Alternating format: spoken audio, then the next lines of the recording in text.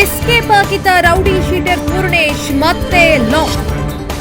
ಪೊಲೀಸರಿಗೆ ಚಳ್ಳೆ ಹಣ್ಣು ತಿನ್ನಿಸಿ ಎಸ್ಕೇಪ್ ಆಗಿದ್ದ ರೌಡಿ ಶೀಟರ್.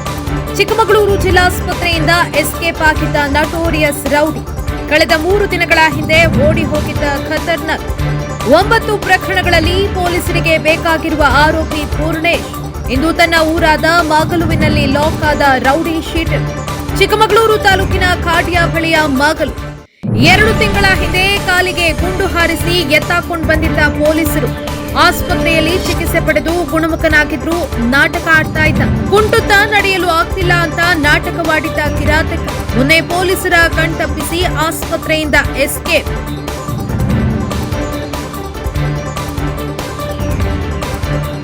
ಖಚಿತ ಮಾಹಿತಿ ಆಧರಿಸಿ ಬಾಳೆಹೊನ್ನೂರು ಇನ್ಸ್ಪೆಕ್ಟರ್ ದಿಲೀಪ್, ಜಯಪುರ ಠಾಣೆಯ ಪಿಎಸ್ಐ ಗುರು ಸಜ್ಜನ್, ಎಎಸ್ಐ ಗಂಗಾ ಶೆಟ್ಟಿ, ಪೊಲೀಸ್ ಸಿಬ್ಬಂದಿ Shankar team rowdy sheeter Purnesh lock ಮಾಡಿದೆ.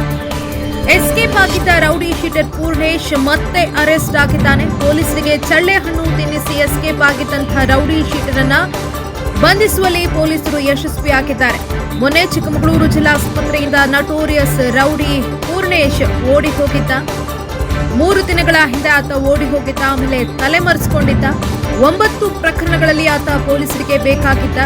ಇಂದು ಆತನ ಊರಾದ ಮಾಗಲುವಿನಲ್ಲಿ ಬಂಧಿಸಿದ್ದಾರೆ ಪೊಲೀಸರು. ಚಿಕ್ಕಮಗಳೂರು ತಾಲೂಕಿನ ಕಾಡ್ಯ ಬಳಿಯ ಮಾಗಲುವಿನಲ್ಲಿ ಆತನನ್ನ ಅರೆಸ್ಟ್ ಮಾಡಿದ್ದಾರೆ. ಇನ್ನು 2 ತಿಂಗಳ ಹಿಂದೆ ಕಾಲಿಗೆ ಗುಂಡು ಹಾರಿಸಿ ಆತನನ್ನ ಅರೆಸ್ಟ್ ಮಾಡಿದ್ರು ಪೊಲೀಸರು. ಆಸ್ಪತ್ರೆಯಲ್ಲಿ ಚಿಕಿತ್ಸೆ ಪಡೆದು ಗುಣಮುಖನಾಗಿದ್ರು. ಆತ ಅಲ್ಲಿ ನಾಟಕವನ್ನ ಮಾಡ್ತಾ ಇದ್ದ. ನಡೆಯೋದಕ್ಕೆ ಸಾಧ್ಯ ಇಲ್ಲ ಅಂತ ಕುಂಟುತ್ತಾ ನಾಟಕವಾಡ್ತಾ ಇದ್ದ. ಮೊನ್ನೆ ಪೊಲೀಸರ ಕಣ್ತಪ್ಪಿಸಿ ಆಸ್ಪತ್ರೆಯಿಂದ ಎಸ್ಕೇಪ್ ಆಗಿದ್ದ. ಇವತ್ತು ಆತನ ಊರಿನಲ್ಲೇ ಆತನನ್ನ ಅರೆಸ್ಟ್ ಮಾಡಿದ್ದಾರೆ ಪೊಲೀಸರು. ಖಚಿತ ಮಾಹಿತಿಯನ್ನು ಆಧರಿಸಿದಂತ ಬಾಳೆಹೊನ್ನೂರು ಇನ್ಸ್ಪೆಕ್ಟರ್ ದಿಲೀಪ್ ಹಾಗೇನೆ ಜಯಪುರ ಠಾಣೆಯ ಪಿಎಸ್ಐ ಗುರು ಸಜ್ಜನ್, ಎಎಸ್ಐ ಗಂಗಾ ಶೆಟ್ಟಿ, ಪೊಲೀಸ್ ಸಿಬ್ಬಂದಿ Shankar team rowdy sheeter Purnesh lock ಮಾಡಿದೆ. ನಿನ್ನೆ ದಿನಾಂಕ 16/1/2024 ನಮ್ಮ ಬಾಳೆಹೊನ್ನೂರು ಮಾಗ್ಲು ಅಂತಕ್ಕಂಥ ಒಂದು ವಿಲೇಜ್ ಹತ್ರ ಒಂದು ಬ್ರಿಡ್ಜ್ ಇದೆ. ಆ ಬ್ರಿಡ್ಜ್ ಅಲ್ಲಿ ಇಲ್ಲಿಂದ ನಮ್ಮ ಜಿಲ್ಲಾ ಆಸ್ಪತ್ರೆಯಿಂದ ಏನು ಪರಾರಿಯಾಗಿರ್ತಕ್ಕಂಥ ಆರೋಪಿ ಪೂರ್ಣೇಶ್ ಅವನು ಬೆಳಗ್ಗೆ 6:30-7 ಗಂಟೆ ಸುಮಾರು ಹೊತ್ತಿಗೆ ಸೆಕ್ಯೂರ್ ಆಗಿದ್ದಾನೆ.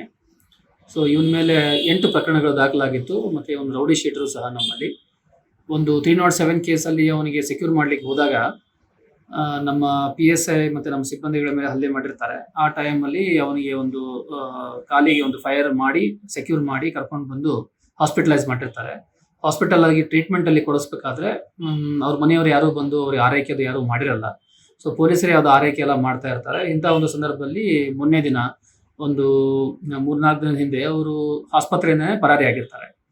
ಸೊ ಅದನ್ನು ನಾವು ಬಹಳ ಗಂಭೀರವಾಗಿ ಪರಿಗಣಿಸಿಬಿಟ್ಟು ಇಮಿಡಿಯೇಟ್ ಆಗಿ ಒಂದು 7 ತಂಡಗಳನ್ನು ರಚನೆಯನ್ನು ನಡೆಸ್ತೀವಿ. ತನಿಖೆಯನ್ನು ನಡೆಸಿ ಈ ಟೀಮ್ಗಳಿಂದ ಕೊಂಬಿಂಗು ಮತ್ತು ಈವನ್ ಡ್ರೋನ್ಗಳನ್ನು ಸಹ ನಾವು ಅದನ್ನ ಉಪಯೋಗಿಸ್ಕೊಂಡ್ಬಿಟ್ಟು ಅವ್ರನ್ನ ಸೆಕ್ಯೂರ್ ಮಾಡಲಿಕ್ಕೆ ಎಲ್ಲ ಕ್ರಮಗಳನ್ನು ತೆಗೆದುಕೊಂಡಿದ್ವಿ.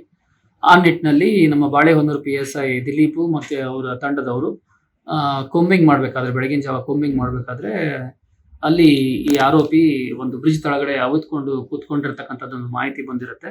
ಸೊ ಅದ್ರ ಮೇಲೆ ಹೋಗಿ ಅವ್ರನ್ನ ಸೆಕ್ಯೂರ್ ಮಾಡಿ ಮತ್ತೆ ನಿನ್ನೆ ಇಮಿಡಿಯೇಟ್ ಆಗಿ ಅವ್ರದ್ದು ಮೆಡಿಕಲ್ ಎಲ್ಲ ಮಾಡಿಸಿ ಅವರಿಗೆ ನ್ಯಾಯಾಂಗ ಬಂಧನಕ್ಕೆ ಒಳಪಡಿಸಿದ್ದಾರೆ.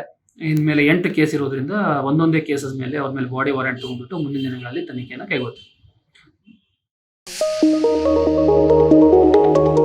ಇದು ಪಬ್ಲಿಕ್ ಇಂಪ್ಯಾಕ್ಟ್. ಜನಶಕ್ತಿಯೇ ನಿರ್ಣಾಯಕ.